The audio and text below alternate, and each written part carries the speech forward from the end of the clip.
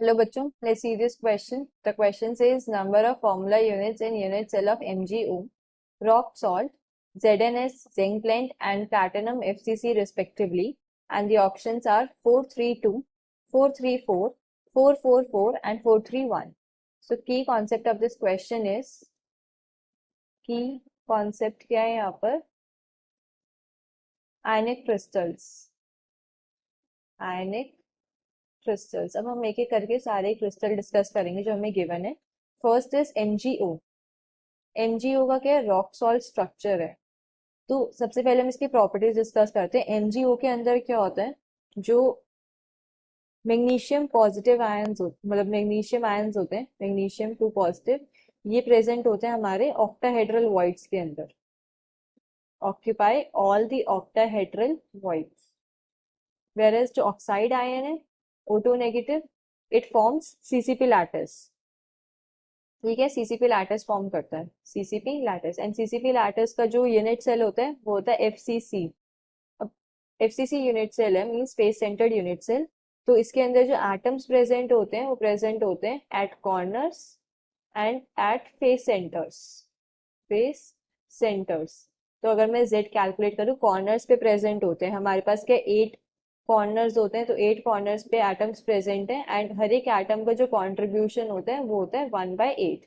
1/8 क्यों? Because one corner atom is shared between 8 unit cells, therefore contribution is 1/8।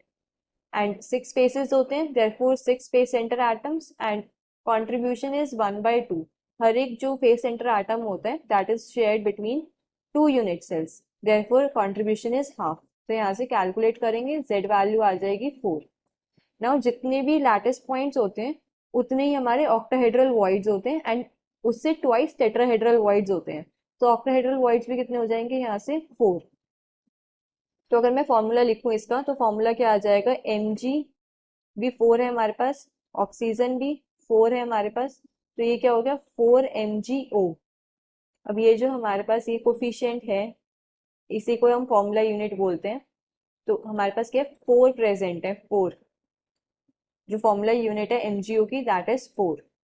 Next अगर हम बात करें, हमारे पास क्या है, ZnS स्ट्रक्चर है, zinc blende. Second is ZnS, अब वो भी जिंक ब्लेंड। तो इसके अंदर भी क्या होता है, एफसीसी लैटिस होती है। जो सल्फाइड आयंस होते हैं S2 negative ions, they form CCP lattice. S2 negative ये बनाते हैं सीसीपी लैटिस। तो यहाँ से सीसीपी लैटिस का मतलब Z वैल्यू क्या आ गई, 4 आ गई। S2 नेगेटिव 4 है। एंड जो जिंक आयंस होते हैं, जिंक 2 पॉजिटिव जो आयंस हैं, ये प्रेजेंट होते हैं in half of tetrahedral voids. Half tetrahedral voids occupy करते हैं ये।